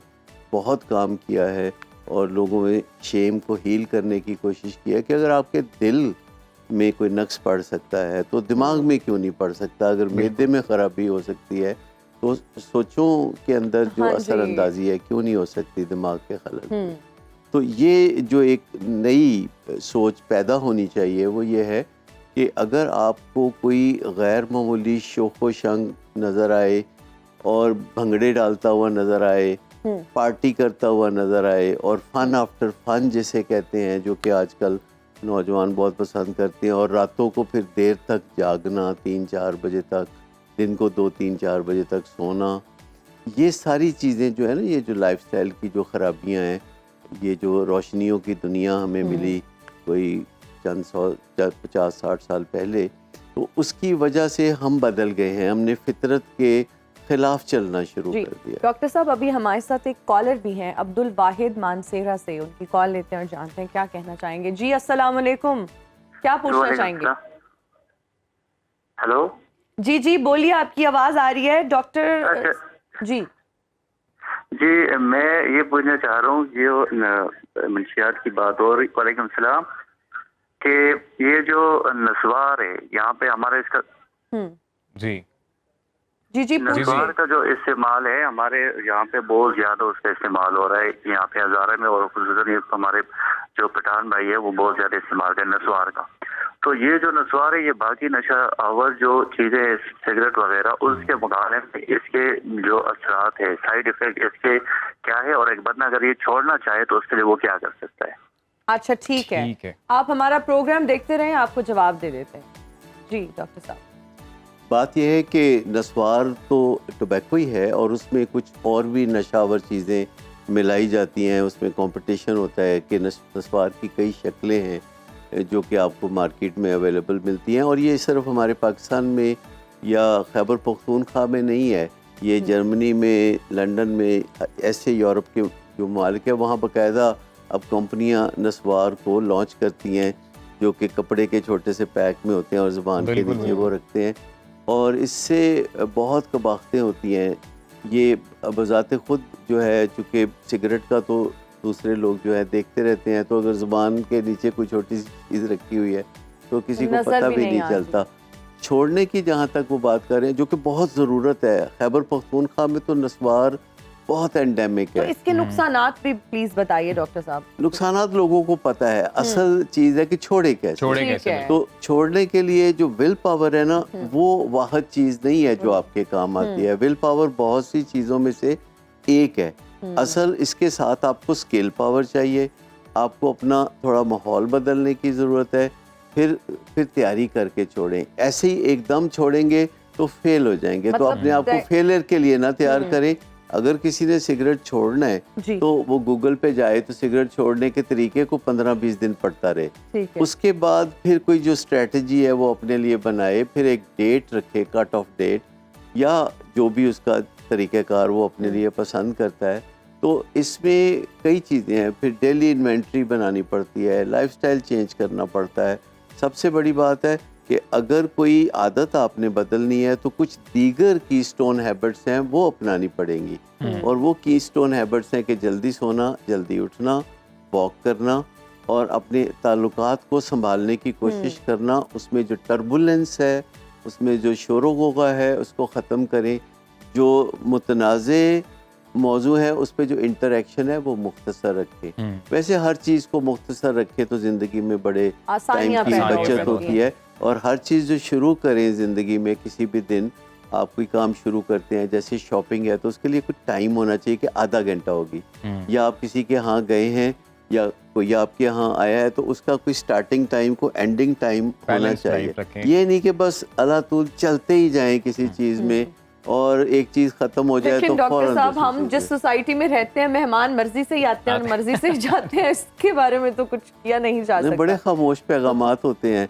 आप दिल में सोचना शुरू कर देना कि भाई अब आपको जाना चाहिए, थोड़ी देर में वो आप देखेंगे वो कहते मैं चलता हूँ, क्योंकि एक टेलीपैथी होती है। बंदा जब दिल में सोच रहा है कहते जा नहीं रहे, काफी देर हो गई है, तो वो उठ के चलना शुरू कर देंगे। बिल्कुल। तो ऐसा जो है, दरवाजे पे आके फिर जो 15-20 मिनट की मीटिंग है वो भी थोड़ी बचत करें और दरवाजे तक किसी को रुखसत करें, तो बस अल्लाह हाफिज़ ही बोले। डॉक्टर साहिबा जी जी मैं डॉक्टर साहिबा से ये पूछना चाह रहा था कि मैम, हम लोग ये देखते हैं कि आजकल ख़वातीन भी हैं काफ़ी, जिनमें जो एक एडिक्शन की जो एक तादाद है वो बढ़ती नज़र आती है।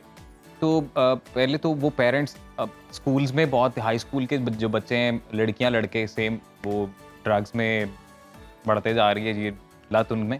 तो ये बताएं कि पेरेंट्स के लिए क्या एडवाइस है कि वो किस तरह से ओवरसी कर सकते हैं कि उनका जो बच्चा है या बच्ची है वो एक हेल्दी एक्टिविटी में इन्वॉल्व है, कोई ऐसी गड़बड़ वाली बात नहीं है, और जो हैं उनको वो कैसे बचा सकते हैं? देखें, ये बड़ा अहम सवाल है और ख़ास तौर पे बच्चियों, ना सिर्फ बच्चियों के हवाले से बल्कि बच्चों के हवाले से भी हम जितना जल्दी इस चीज़ को असेस कर लेंगे कि हमारे बच्चे किसी तरह का कोई ड्रग यूज़ कर रहे हैं, हमारे लिए उसका तदारुक करना बतौर वालिदैन आसान होगा। और उन्हें किसी ऐसी एक्टिविटी में डालना या किसी काउंसलिंग में डालना जिसमें कोई इलाज की, इंडोर इलाज की ज़रूरत नहीं पड़ती, बल्कि आउटडोर काउंसलिंग से ही मामला सेटल हो जाते हैं। कुछ वार्निंग साइंस हैं जो कि अगर तमाम पेरेंट्स उन पर नज़र रखें तो वो इजीली आइडेंटिफाई करते हैं। सबसे पहले तो मूड में चेंजेस आएंगे कि आपका बच्चा उखड़ा उखड़ा सा आपको महसूस होगा, मूड इरिटेबल होगा, हमा वक्त का गुस्सा जो है वो उसको आने की तरफ जाएगा, जबकि उससे पहले वही बच्चा जो है वो बड़े अच्छे अंदाज में आपसे बातचीत करता है या खुश हाल आपको नजर आता है। अब उसका मूड जो है उसमें बिगाड़ आना शुरू हो जाएगा। दूसरा एक अहम जो साइन है वो है कि बच्चों के ग्रेड्स बड़ी तेजी से गिरना शुरू हो जाएंगे। इसका मतलब है कि अगर आपके बच्चे की टीचर आपको बुलाती हैं कि इसके स्टडीज में कुछ प्रॉब्लम है, तो उसको ये ना आइडेंटिफाई करना शुरू कर दें कि मेरे और इसके अब्बा के चूंकि झगड़े बहुत हो रहे हैं आजकल, तो शायद ये वजह है, बच्चा स्ट्रेस ले रहा है, बल्कि उसको फिगर आउट करने की कोशिश करें कि ग्रेड्स इसके क्यों कम हो रहे हैं। आमतौर पे जो बच्चे कॉलर है हमारे साथ लाहौर से अब्दुल रहमान। अस्सलाम वालेकुम अब्दुल रहमान, कैसे हैं आप? वालेकुम सलाम, अल्लाह का शुक्र। जी अब्दुल रहमान, कहिए क्या सवाल है आपका? मेरा सवाल, मैं सिगरेट क्विट करने का ये मैं पूछना चाह रहा हूँ कि कैसे कर सकता हूँ मैं सिगरेट। मैं पिछले लास्ट 7 to 8 ईयर से पी रहा हूँ सिगरेट।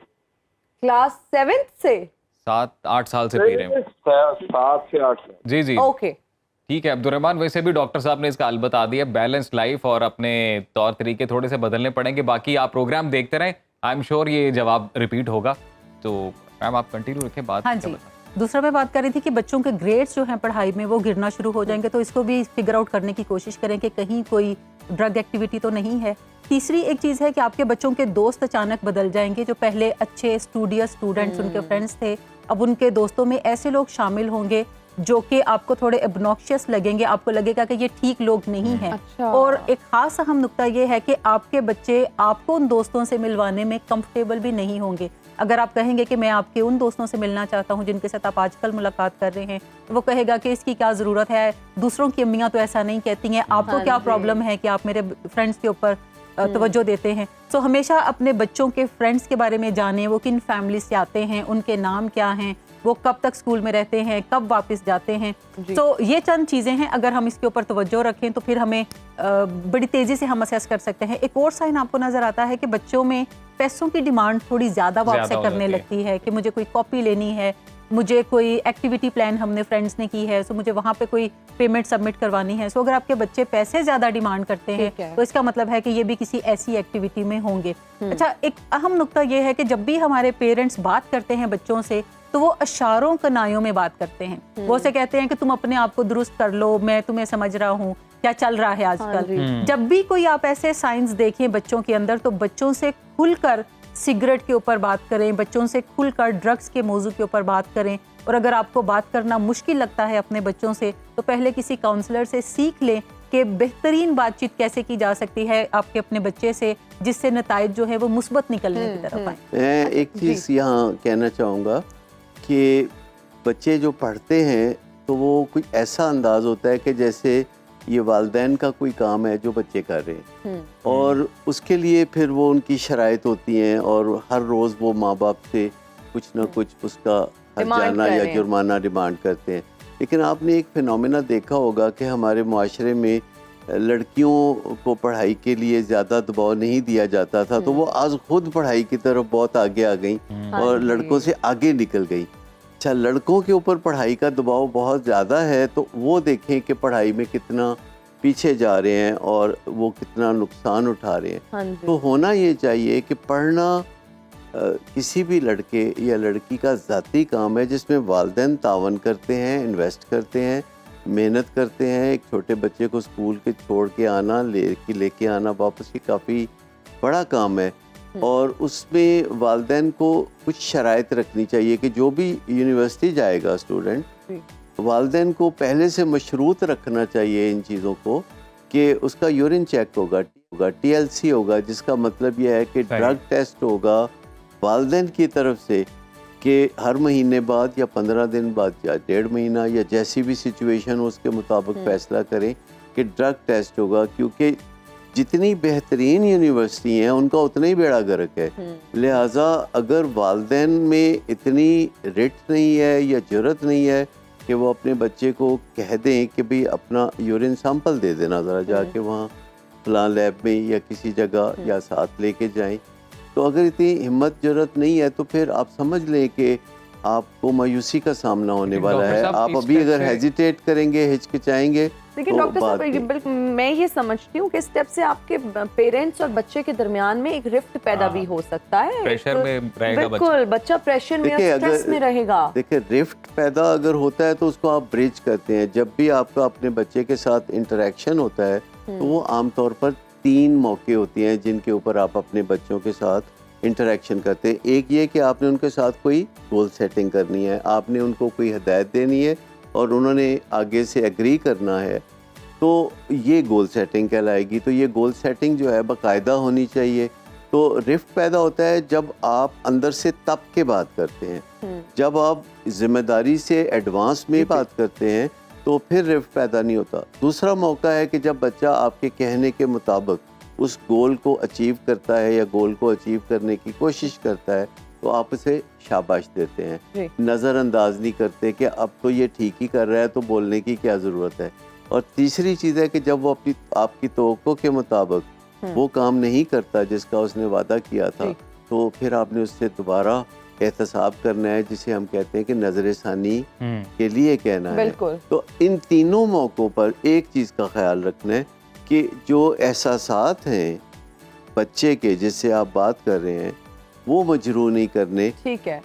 तीनों सूरतों में जब आपकी बातचीत खत्म हो तो आप बेटर ऑफ होना चाहिए, वर्स ऑफ नहीं होना चाहिए। और उसमें यह है कि अगर बातचीत करते करते थोड़ी फ़ज़ा मसमूम हो गई है या नासाजगार हो गई है तो उसी नशिस्त में इसको वापस आप अनडू कर दें। वो जो बुरे असरात हुए हैं आपके सामने बच्चे के ऊपर, तो आप उसे बता देते हैं कि इस एक मामले के अलावा जिस पे मैं अभी बात कर रहा हूँ मुझे तुमसे और कोई मसला नहीं है और ये तुम मेरे लिए बहुत बड़ा एसेट हो, तुम बहुत प्यारे हो, फिर गले लगा लेना। ये जो एक तरीका है कि आप जब भी बात करें तो एक चीज़ पे करें। आप तब के बेशुमार चीज़ों को घेरे में ना ले लें कि उसका कुछ भी सीधा नहीं है। ठीक है डॉक्टर साहब, हमारे साथ एक कॉलर है शादाब पेशावर से। अस्सलाम वालेकुम जी शादाब, क्या पूछना चाहेंगे? वालेकुम सलाम जी, आप कैसे हैं? डॉक्टर साहब कैसे? ठीक ठाक? बिल्कुल ठीक, अल्हम्दुलिल्लाह जी। बताइएगा क्या सवाल है आपका? सवाल तो नहीं है, लेकिन मैं इतना सब कहना चाहूँगा कि आज का जो मौजू है आप लोगों ने रखा है, दिस इज सीरियसली इशू। और मैं इसके हवाले से सिर्फ इतना कहना चाहूँगा कि नशा तो तब रोक सकता है जब हम अपने छोटों पर नज़र रखें, चाहे हमारे छोटे बच्चे जहाँ पर भी हो उनके पीछे इंक्वायरी करें। और ज़रूर बात ये नोट करें कि जो नशा बेचने वाला लोग हैं इनके खिलाफ सख्त कार्रवाई होनी चाहिए। और मैं इस तरफ से डॉक्टर साहब को बहुत बार सलाम पेश करता हूँ कि उन्होंने आज मौजू बहुत ज़बरदस्त मौजू है कि हमारे बच्चों का मुस्तकबिल बचे। बहुत शुक्रिया। Thank you so much Shadab, आपका भी बहुत शुक्रिया। बहुत ही अच्छा मैसेज आपने दिया और बहुत ही ज़बरदस्त बात आपने की कि भाई जो नशा बेचते हैं उनको पकड़ना चाहिए। और इसी अच्छी बात के साथ हम एक ब्रेक लेते हैं जी। ब्रेक के बाद गुफ्तगू जारी रहेगी, आप कहीं मत जाइएगा, देखते रहिए सुनो पाकिस्तान।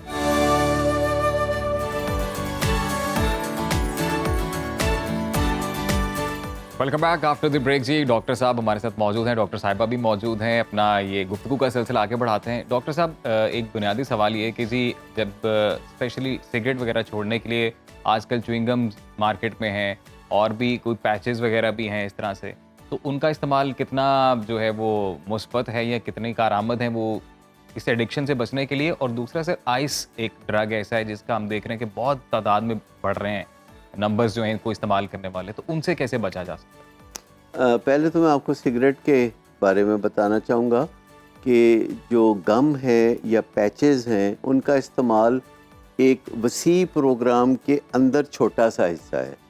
वो बजाते खुद कोई मुकम्मल इलाज नहीं है कि आप सिगरेट छोड़ के तो पैच लगाना शुरू कर देंगे तो मसला हल हो जाएगा। इसमें ज़्यादातर सीखने की ज़रूरत है कि जो तब्दीली होती है वो साइंटिफिकली आती कैसे है। यानी अगर आप कोई इल्लत बदलना चाहते हैं, क्योंकि आदतों को बदलने की ज़रूरत नहीं होती, आदतें वो होती हैं जिनके नताइज हमेशा अच्छे होते हैं।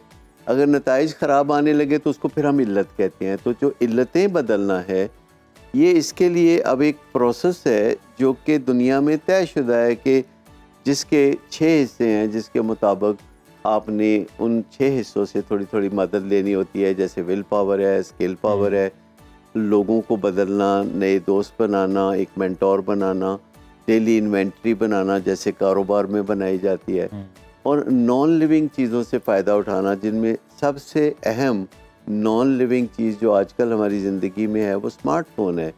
और हम कुछ भी सीखना चाहें तो हम YouTube पे जाके तो लिख देंगे तो ऐसी वीडियोस आ जाएंगी कि कोई खाना बनाना सीखना चाहें, या कोई आदत बदलना चाहें, या कोई हमें नशा छोड़ना है या सिगरेट छोड़ना है, तो उसमें बहुत से प्रोग्राम होंगे। और जैसे एप्लीकेशंस होती हैं, जैसे व्हाट्सएप एक एप्लीकेशन है, तो सिगरेट छोड़ने के लिए भी एप्लीकेशंस हैं, तो आप एक एप्लीकेशन के साथ जुड़ जाते हैं जो कि आपके साथ 2 वे कम्युनिकेशन एक बन जाती है।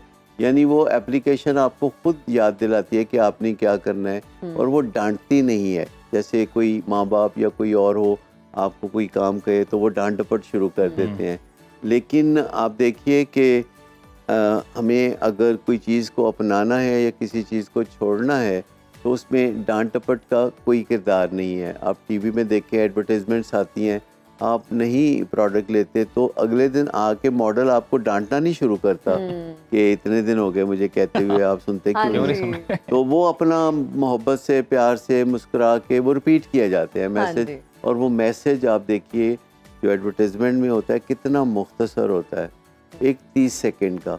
एक घंटे के टॉक शो में जो खप होती है उसका कोई नतीजा नहीं निकलता, सिवाय इसके कि मेहमानों का शुक्रिया अदा कर दें। लेकिन एक 30 सेकंड की जो एडवर्टाइजमेंट है उसका जो सक्सेस रेट है वो 90% से अबव है। और आप ज़रा देखिए कि जो इख्तसार है, इमोशनल अपील है, और साथ कोई दलील है, और साथ आप उसे रिपीट करते जाएं, तो इतना सा छोटा सा फार्मूला है कि जो हम सब एक दूसरे के साथ इस्तेमाल कर सकते हैं। अब आइए, जो आइस का जो नशा है, ये एक इतना जहरीला काम है कि जिसका फ़िलहाल जो फैलाव है रोकने का कोई तरकीब नज़र नहीं आती, क्योंकि घर घर फैक्ट्रियाँ लगी हुई हैं जहाँ आइस बनती है। और आइस आम तौर पर कोकेन के नेमुल बदल के तौर पर इस्तेमाल की जाती है, जो हर्बल ड्रग है। और उसको चूँकि बॉर्डर्स क्रॉस करने पड़ते हैं तो मुश्किलात पेश आती हैं, लेकिन कुछ सिंपल अज्जा के साथ जो तजर्बात किए जाते हैं ख़तरनाक नौइयत के, तो उससे आइस बनती है और उसको फिर बहुत सस्ता बेचना, ख़रीदना।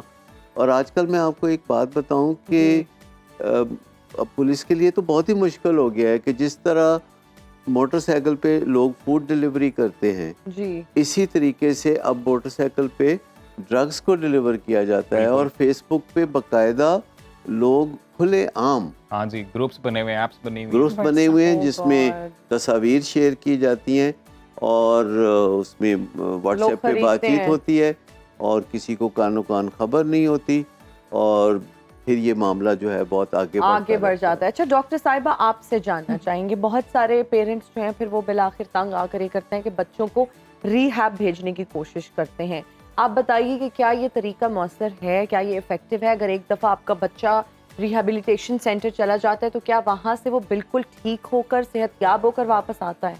देखिए, एक तो हमें ये जहन में रखने की ज़रूरत है कि जब हम ड्रग एडिक्शन की बात करते हैं, वो चाहे कैनबिस की है, चाहे कोकेन की है, अल्कोहल की है, आइस की है, तो उसके लिए कोई इलाज है, क्योंकि एडिक्शन जो है ये एक जिस्मानी मर्ज है।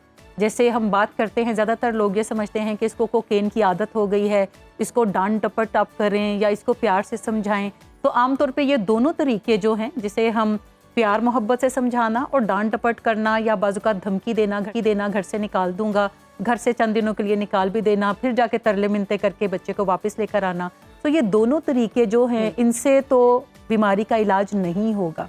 जब हम एडिक्शन की बात करते हैं तो इसका मतलब है कि इसके लिए कोई इलाज गाहें हैं जहां आपने बच्चे को या तो दाखिल करवाना है, या फिर अब ऐसे भी इलाज मौजूद हैं जहां पे दाखिले की ज़रूरत नहीं पड़ती, पूरी फैमिली आती है, सीखती है और घर पे जाकर बच्चे से बातचीत करती है और फिर ग्रेजुअली एडिक्शन को मैनेज किया जाता है। एक तो इंडोर की जब हम बात करते हैं तो ये ऐसी है जैसे आपको दिल का अगर अटैक होता है तो आप फौरी तौर पे अपने किसी प्यारे को हॉस्पिटलाइज करते हैं इमरजेंसी के अंदर। बिल्कुल। सो रिहेबिलिटेशंस भी जब हम बात करते हैं तो ये कोई इलाज गाहें हैं ऐसे लोगों के लिए जहाँ पे साइकेट्रिक इलनेस है, जहाँ पे ड्रग एडिक्शन के मामलात हैं, और आमतौर पे 50% से ज़्यादा इन बच्चों के अंदर मूड के भी प्रॉब्लम्स होते हैं, जिसका मतलब है कोई साइकेट्रिक इलनेस भी है जिसको मैनेज करने के लिए बाज़-औक़ात बच्चे नशों का इस्तेमाल शुरू करते हैं। तो अब इन दोनों बीमारियों के इलाज की ज़रूरत है। दोनों बुनियादी नोयत की बीमारियां हैं, जिसका मतलब है कि कोई कंटिन्यूअस उन्हें मैनेजमेंट सीखना होगी, जिसका पहला हिस्सा इलाज अंदर मुकम्मल होगा और फिर उसके बाद आउटडोर में भी इलाज की कंटिन्यूटी जो है तकरीबन 2 साल तक हमें बहाल रखने की ज़रूरत होती है।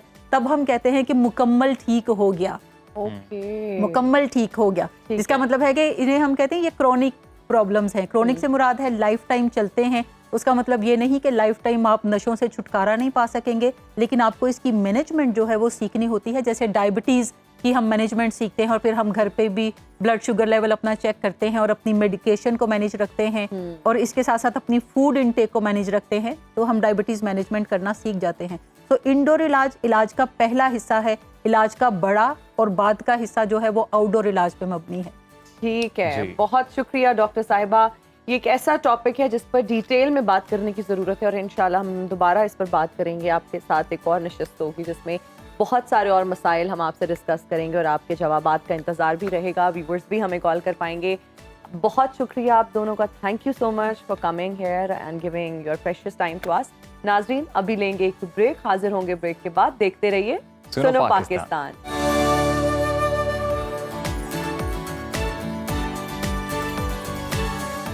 वेलकम बैक जी। अब आपको बताएं कि पाकिस्तान में टैलेंट की कमी नहीं है। अगर नौजवानों को मौका फराहम किया जाए तो बड़े बड़े कारनामे अंजाम दे सकते हैं। हमारे नौजवानों ने एक ऐसा नाकाबिल यकीन हेलमेट तैयार किया है जिसका इस्तेमाल हमारी जिंदगियों में इनकलाब बर्पा कर देगा। ये एक ऐसा हेलमेट है जिसको पहने बगैर आपका मोटरसाइकिल स्टार्ट तक नहीं होगा और अगर खुदा ना खास्ता एक्सीडेंट हो जाता है तो उसकी फौरी इत्तला एक मैसेज के जरिए आपके घर वालों और रेस्क्यू 1122 को लोकेशन के साथ मौसूल हो जाएगी। इस हेलमेट की और क्या क्या खूबियां हैं और ये कैसे काम करता है, ये जानने के लिए इस वक्त हमारे साथ मौजूद हैं ये कारनामा अंजाम देने वाले इंजीनियर मोहम्मद उमर सलीम और इंजीनियर मोहसिन अली। बहुत शुक्रिया जी आपका। कैसे हैं उमर एंड मोहसिन? जी अल्हम्दुलिल्लाह, अल्लाह का शुक्र है। सबसे पहले तो हम आप लोगों से ये जानना चाहते हैं कि आप लोगों को ये आइडिया किस तरह से आया हेलमेट बनाने का और फिर इस पर कितना खर्च आया? जैसे कि आपको मालूम है कि बाइक की कितनी ख़तरनाक सवारी है, तो 2022 में एक रिपोर्ट शाया हुई कि 3 माह में सिर्फ पंजाब में 60,000 से ज़ायद एक्सीडेंट हुए, जिसमें शरह अमवात 30% से ज़ायद थी। इतनी ज़्यादा शरह अमवात की वजह यह है कि नौजवान नस्ल जो ज़्यादातर इस हादसे का शिकार हुए हैं उनको हेलमेट पहनने की आदत नहीं है।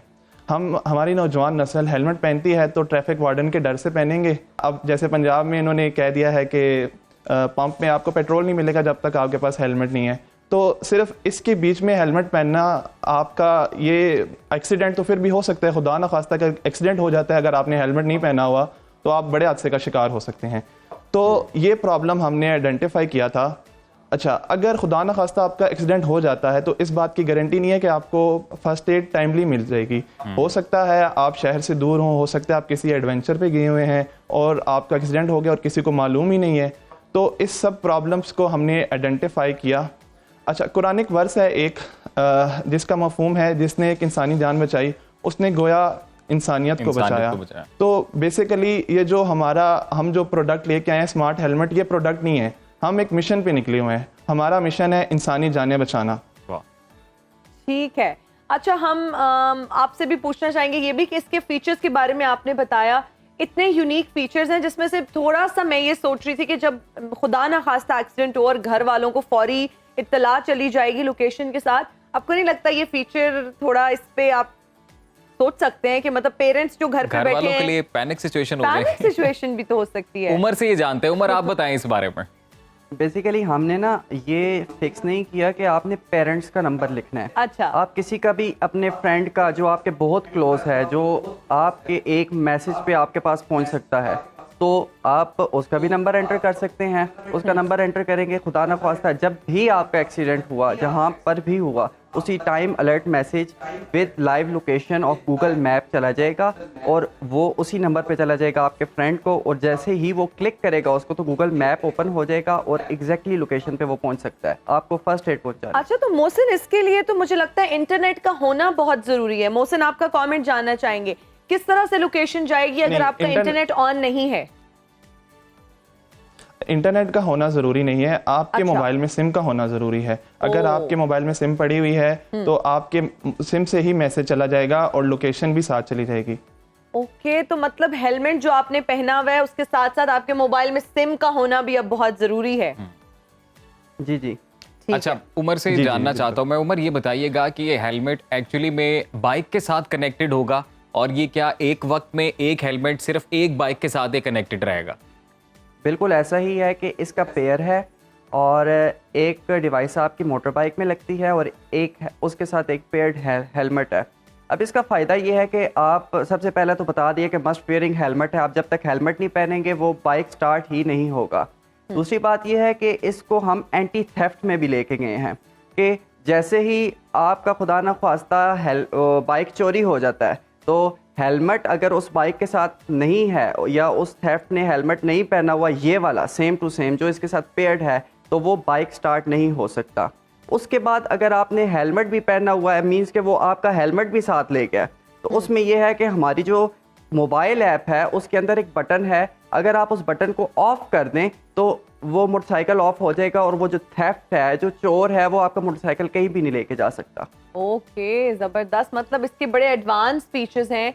हम मोहसिन अली से ये जानना चाहेंगे कि फ्यूचर में भी क्या कोई और प्रोजेक्ट्स पे काम करने का इरादा आप लोग रखते हैं कि कुछ और इनोवेटिव बनाया जाए? असल में हम रोबियोनिक्स टेक्नोलॉजी से हमारा ताल्लुक है, हमारे स्टार्टअप का नाम है रोबियोनिक्स टेक्नोलॉजीज़। हम रोड सेफ्टी एंड सिक्योरिटी पे ही काम करना चाह रहे हैं। हम प्रोडक्ट्स नहीं बना रहे, हम एक मिशन पे निकले हुए हैं और हमारा मिशन है इंसानी जानें बचाना। तो इस तरह के और भी प्रोडक्ट्स इंशाल्लाह हम फ्यूचर में बनाते रहेंगे। ठीक है। उमर, आप ये बताइएगा कि आपने चूंकि बताया है कि इसमें बैटरी है जो काम करती है, तो कितनी देर तक उस बैटरी की लाइफ बरकरार रहेगी, उसकी चार्जिंग कितनी देर तक बरकरार रहेगी? क्योंकि अक्सर हम ये देखते हैं कि मोटर बाइक्स के ऊपर ज़्यादातर जो नौजवान हैं, जो लड़के हैं, वो टूर के लिए जाते हैं, नॉर्दर्न एरियाज तक भी जाते हैं। तो ऐसी सूरत हाल में ये हेलमेट किस तरह से काम करेगा? हेलमेट की जो हमने बैटरी लाइफ डिफ़ाइन की है वो 2 वीक्स की डिफ़ाइन की है।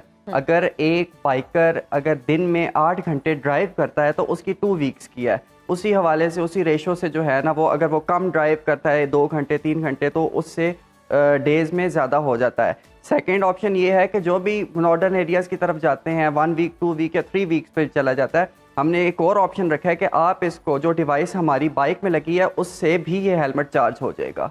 ठीक है। अच्छा मोहसिन अली, बहुत सारे लोग जो हैं वो स्पोर्ट्स बाइक्स उनके पास होती हैं और बहुत ज़्यादा ओवर स्पीडिंग भी करते हैं, फिर रैश ड्राइविंग भी करते हैं, तो क्या ये हेलमेट उन बाइक्स के साथ भी कनेक्ट हो सकता है? जी जी, बिल्कुल कनेक्ट हो सकता है। हमारा एक बहुत ही इंटरेस्टिंग फीचर है, वो है ओवर स्पीडिंग का। आपने अक्सर देखा होगा, आप जब ड्राइव कर रहे होते हैं तो आपके आगे कोई गाड़ी जा रही है, उसके ऊपर लिखा होता है हाउ एम आई ड्राइविंग, कि मैं कैसा ड्राइव कर रहा हूँ। ये कंपनी ने लिख के लगाया होता है कि हमारा जो ड्राइवर है वो कैसे गाड़ी चला रहा है। तो ये फीचर हम अपने स्मार्ट हेलमेट में ले आए हैं। अगर वालिदैन ने अपने बच्चों को ये हेलमेट लेके दिया हुआ है या किसी कंपनीज ने, कंपनीज ने अपने राइडर्स को लेके दिया हुआ है, तो उनके पास बर वक्त इतला चली जाएगी कि अगर उनका कोई राइडर ओवर स्पीडिंग करता है। इसके साथ इतला जाने के साथ साथ कई दफ़ा ऐसा होता है कि जब हम बाइक चला रहे होते हैं, नौजवान नस्ल है, तो बाइक जब चला रहे होते हैं तो उन्हें महसूस नहीं होता, वो ओवर स्पीडिंग करते हैं। तो इसमें एक फीचर है जिसमें जैसे ही आप किसी स्पीड को एक्सीड करते हैं, जैसे हमने लिमिट रखी हुई है 65 की, उसको आप एक्सीड करते हैं तो आपके हेलमेट के अंदर एक छोटा सा अलार्म है, वो बजता है कि जो आपको बताता है कि यार आप रैश ड्राइविंग कर रहे हैं, आप थोड़ी स्पीड अपनी आहिस्ता ही रखें। तो ये, और अगर वालिदैन ने अपने बच्चों को लेके दिया हुआ है तो उनके पास भी इतला चली जाएगी इस चीज़ की कि बहुत अच्छा ये डिफरेंट फीचर भी है इस लिहाज से। और अगर हेलमेट्स की बात की जाए, बाइक्स की बात की जाए, तो उनमें तो ये फीचर नहीं होता, वरना यूजुअली अगर आप अपनी गाड़ी में हैं, जब आपने अक्सर सीट बेल्ट नहीं लगाई होती तो बार बार उसकी बीप जी आपको सुनाई देती है, जो आपको अलर्ट करती है कि भाई आप अपनी सीट बेल्ट लगा लें। उमर से एक सवाल पूछना चाह रहा था कि ये विजुअल्स भी चल रहे हैं हमारी स्क्रीन पर, आपका जो हेलमेट है वो बड़ा ही बेहतरीन आपने डिजाइन किया है, इसमें जरा नहीं लग रहा कि कोई मॉडिफिकेशंस हुई हुई हैं। उमर 30 सेकंड हमारे पास हैं, आप ये बताइएगा कि ये जो हेलमेट है वो अब मार्केट में दस्तयाब है और कहाँ से ये ख़रीद सकते हैं और इसकी प्राइस क्या है? मार्केट में इंशाल्लाह जल्द इसको लेके आएंगे और इसकी प्राइस रेंज हमने 6000 से स्टार्ट की है और अप टू 100 डिफरेंट वर्जन्स में ये डिवाइड करती है। ठीक है जी, बहुत शुक्रिया आपका engineer Umar and engineer Mohsin, आप हमारे साथ मौजूद रहे सुनो पाकिस्तान का आपने और बड़ी कमाल इनोवेशन आपने की है, आपने जदीद हेलमेट तैयार किया है और आई एम श्योर कि जो आपकी काविश है वो रंग लाएगी और ये हेलमेट कई जाने बचाने में कामयाब रहेगा। तो हिना आज के प्रोग्राम से बिल्कुल जी, हमारे प्रोग्राम का वक्त हुआ है खत्म, आपसे मुलाकात होगी इंशाल्लाह अगले प्रोग्राम में। अपना बहुत ख्याल रखिएगा, मुझे और अजीम राना को दीजिए इजाजत। टेक केयर, बाय बाय, अल्लाह हाफिज। अल्लाह हाफिज।